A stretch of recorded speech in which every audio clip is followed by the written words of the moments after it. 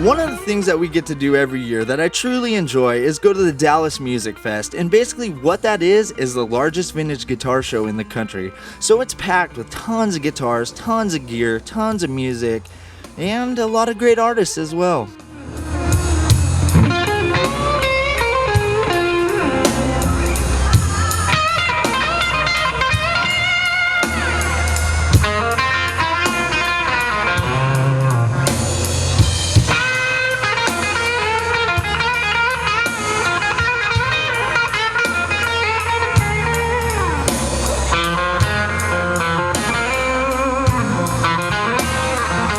One of the things that caught my eye was the price tag on some of these guitars and the years that they were made. Guitars have skyrocketed in value in the last 5 years, and Forbes magazine says that their value will triple in the next 5. That's why they're in such high demand, because they're worth a lot of money. So if you have vintage instruments at home, they could be worth some cash.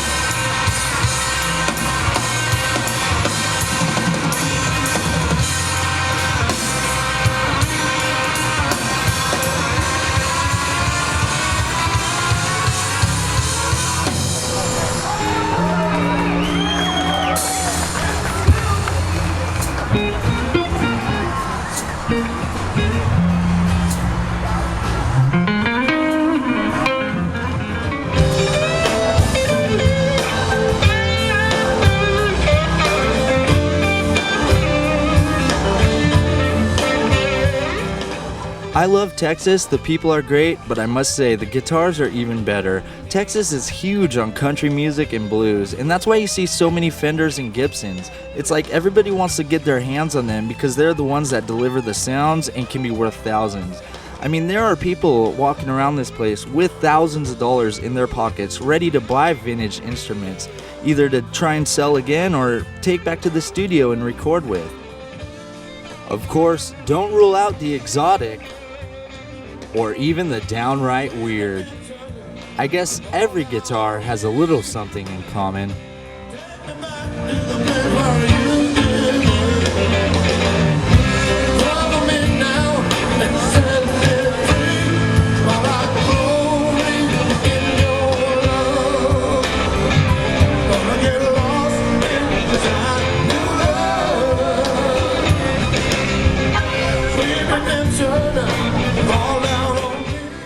Like I said before, the blues are very popular in Texas, so many of the artists here are playing the blues.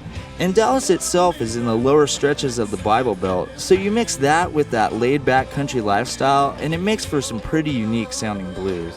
And even though most of the artists here are blues artists, each one puts a unique spin on their sound depending on where they're at in their lives.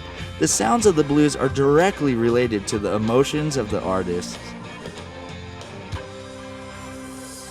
But don't get me wrong, Texas does have its fair share of rockers.